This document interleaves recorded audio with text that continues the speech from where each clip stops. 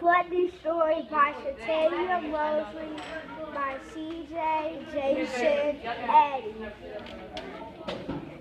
It is raining too much and the building is about to fall down and the people are about to drown.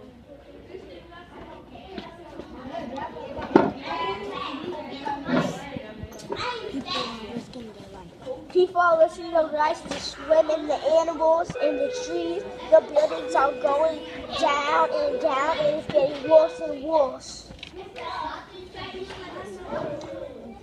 People are drowning and the buildings are fainting and the animals, the dying fish, rivers, all of them. They need to fix their town with the community and with their friends and with the construction site so they can make new buildings and they can help them animals.